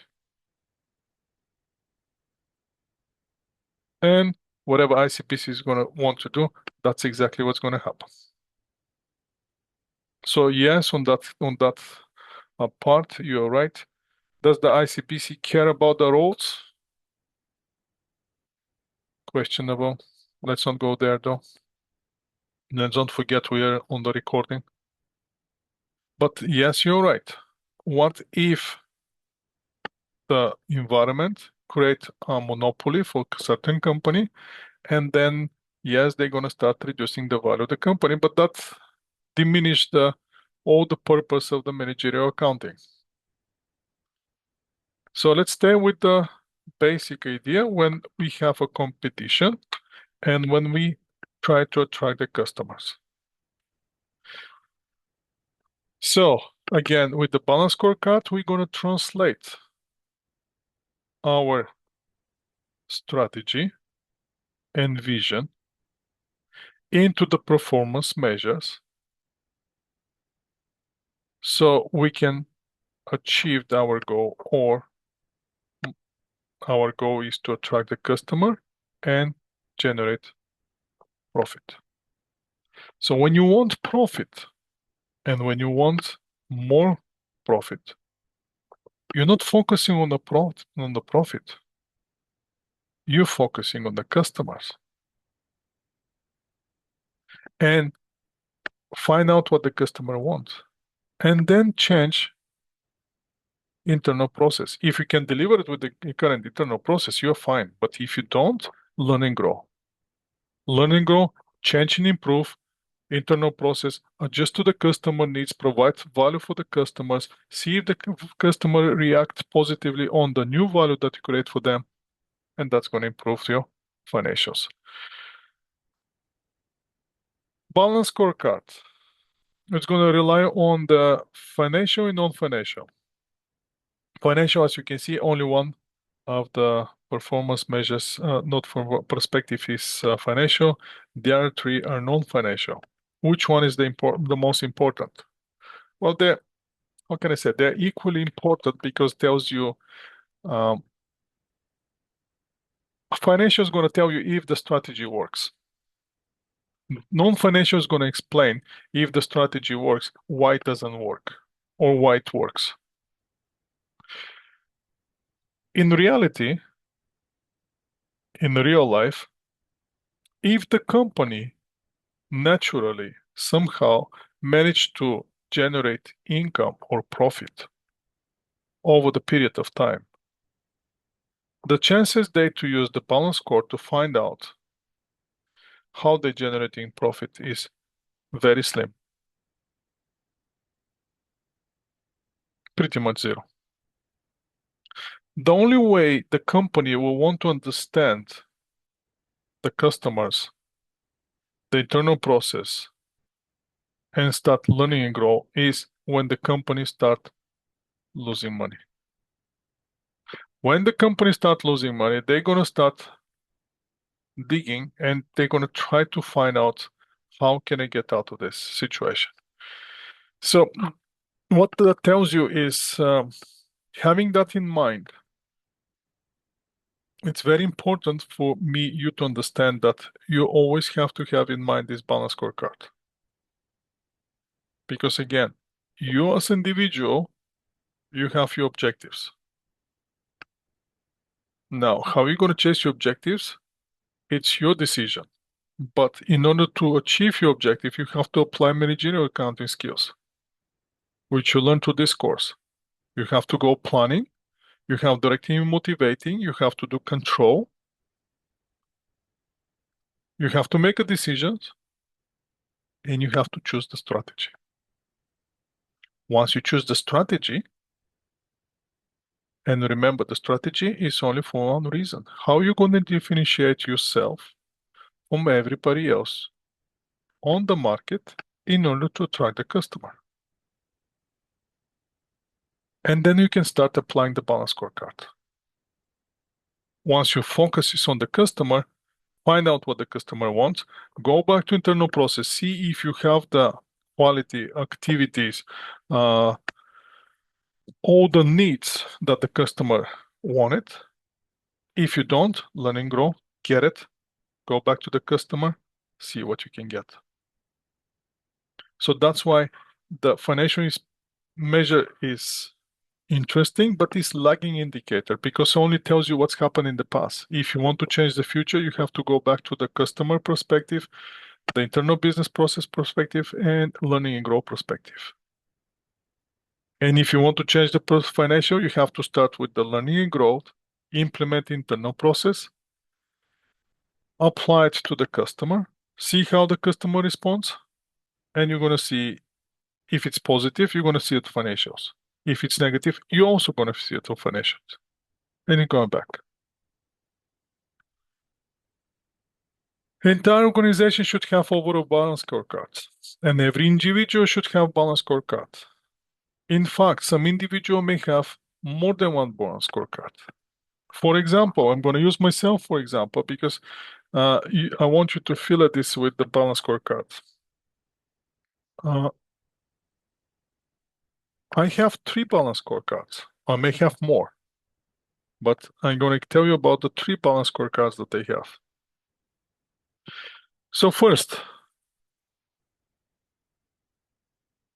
today in this class, when I'm doing what I'm doing, obviously I'm providing service right now. Who is my customer?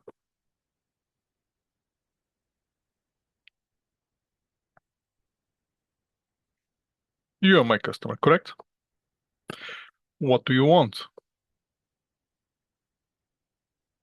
What my customer wants? To learn. Okay, how do you want to learn? Because learning can be delivered different ways.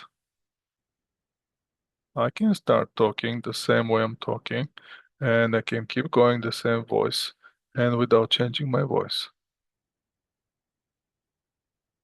I can become artificial intelligence, which is gonna start taking and reading and constant monitoring voice, which is gonna make you bored and most likely gonna fall asleep.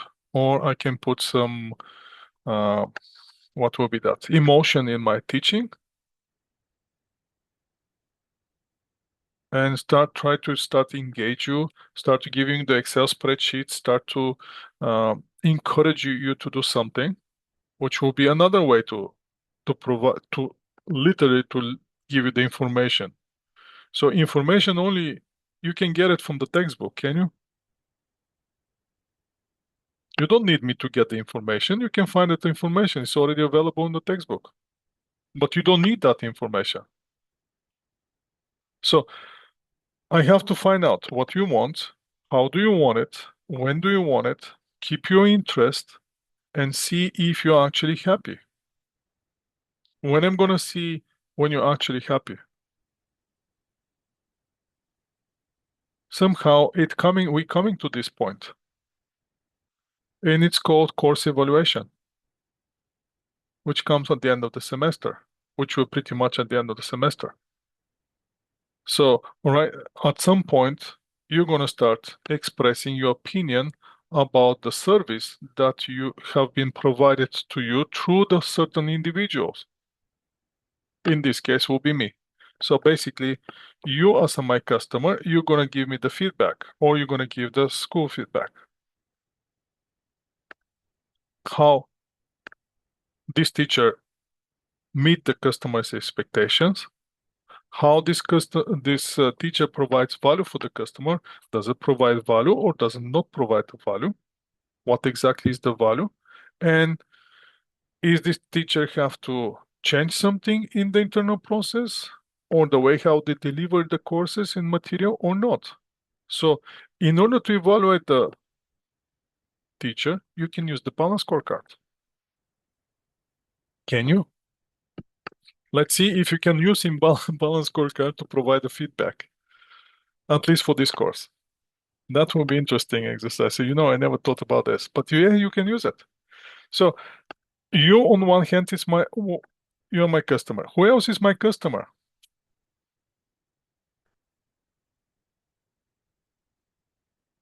That's one. Let's see the second one. Who else is my customer? Can we can you think of the job that they have and the job that they're doing? Who else would be my customer? Who pays me?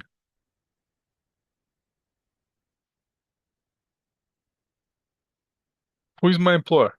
The Douglas College. So Douglas College is my customer too. So what do I have to do? I have to find out what the Douglas College want and to provide the services at the level at the Douglas College. Also, if I don't have the required skills and I don't have the required technology and I don't have the required knowledge, what do I have to do? I have to learn and grow. I have to go back to the drawing board, start doing questions myself, improve my internal process. So in the classroom, I'll be able to provide the information or the service which meet the standards and exceed the standards of Douglas College, which obviously are provided to you. But after that, the Douglas College gonna reward me. So that's the second balance scorecard. The third balance scorecard that I have now depends on the situation at home. I may have a balance scorecard with my kids, or I may have balance scorecard with my significant one. How can I interpret the results? Very simple. I told the other class yesterday, I'm going to tell you now. Imagine, after this class, let's say I'm doing some other stuff and I have to upload the recordings and everything. And by the time I go home, it's going to be 11. I'm going home, the light is off, everybody's sleeping, no dinner on the table. What that means? Now you have to read the signs. What that means? That means customer is not happy.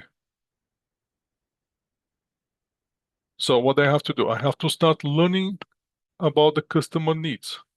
I have to find the customer survey to find out what the customer wants, why the customer is not happy. How can I make the customer happy? Then I have to check with the skills and ability that I have in with my internal process. Can I deliver value for my customer so customer satisfaction can increase? If I can't, then I have to learn and grow, change the internal process, change my behavior, then customer will respond one way or another. If I want to see if I do the right things, what's going to happen next time? Next time when I go 11 o'clock at night, somebody's going to wait for me and there'll be dinner on the table. That means now customer is happy. Can you do more? Balance scorecard. Yes, you can. And you can keep going and keep going with the balance scorecard. Again, in the different situation, you can easily identify who the customer is and then start working. What can I do? What else I can do? How can more value I can provide to the customer? Why? Because you want something. Everybody wants something. You want something. Most of you going to work and you work high salary. You're not going to get a high salary until you provide value for your customer. Who is the customer? Employer. How can you provide? By everyday work that you're doing. Change the internal process. Change who you are, change your behavior, change your attitude, change your the way you're approaching the problem, become more efficient, become faster, become more knowledgeable. How can you do that? In learn and grow, practice, try new techniques, see what's going to happen. How are you going to find out if the customer is happy on the annual review? If everybody gets $1 to $2 increase and you got five, that means the customer is happy. Then you can push the next time and you can push harder, and instead of five, you can ask for $7 a review increase in your paycheck per hour. Now that gives you idea now that you can use the balance scorecard for the next annual review that you can have, or the new salary review. Instead of telling the people what you want, tell them what you did. Tell them how you change. Tell them what you give them. More you're giving, more you can ask for. If you're not giving anything, there's nothing to ask. Do you understand this? If you provide more value, that value is going to come back to you. If you provide less value is going to come back to you.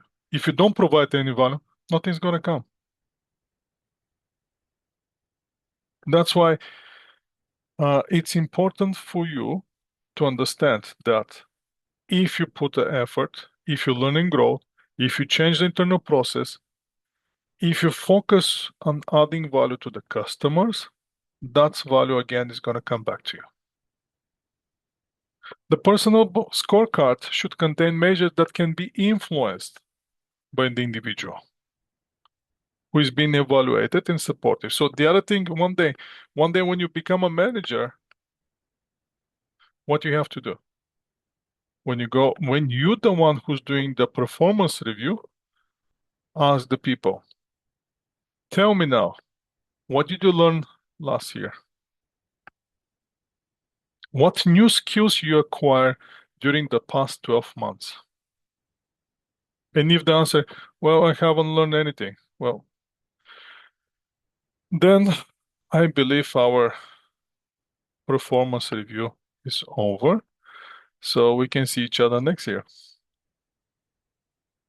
If you don't learn anything, if you don't improve anything, what do you want?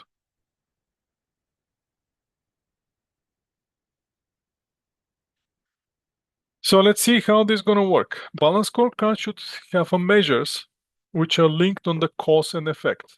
If you do this, then what's going to happen? And the whole focus should be on the customers. Focus should be how to create more value for the customers. Focus on the other people. Don't focus on yourself. Your wealth is not going to come from you. Your wealth is going to come from the other people. So if you focus on the other people, they're going to bring you the wealth.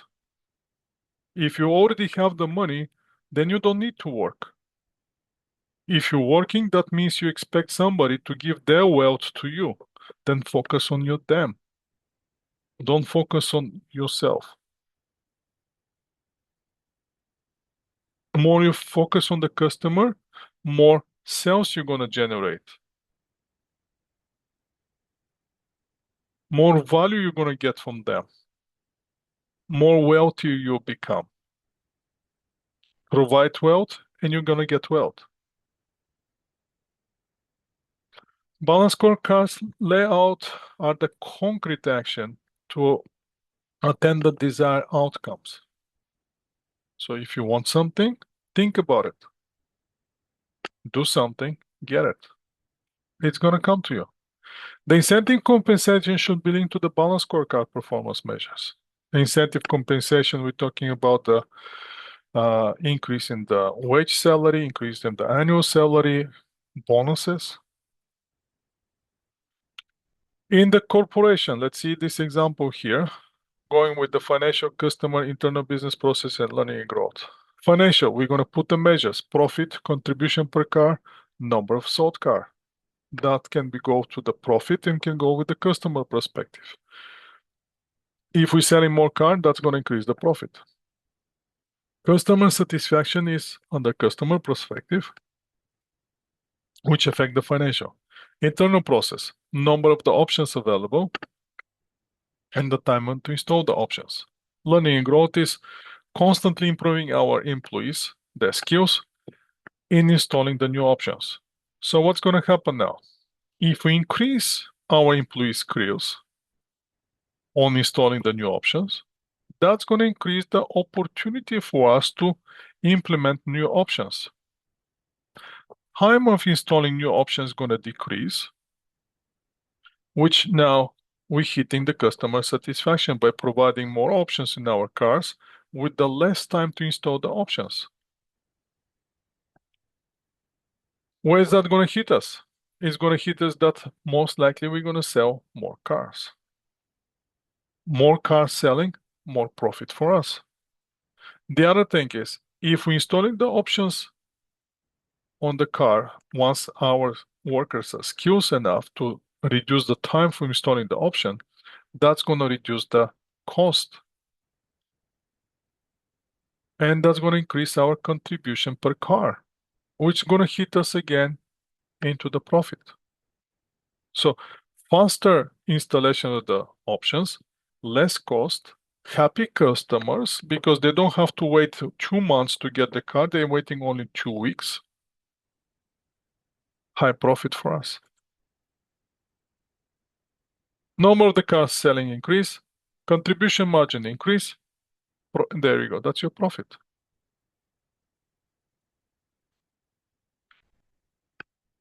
Now for the transfer pricing and cost in the service department, that's we're going to deal with that next time in chapter 12. So now that will be with the balance scorecard. And that will be all for today. So what I want you to do is, I know the balance scorecard is kind of, maybe it's tricky, maybe it's not, maybe it's look like a distance, but trust me, if you want to succeed, if you want to have what you want, focus on giving. Don't focus on getting. It's gonna come back to you. More you're giving, more you're gonna get. Less you're giving, less you're gonna get. If you don't give, nothing's gonna come to you.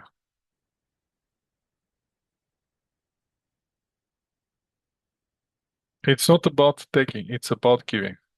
Trust me on this.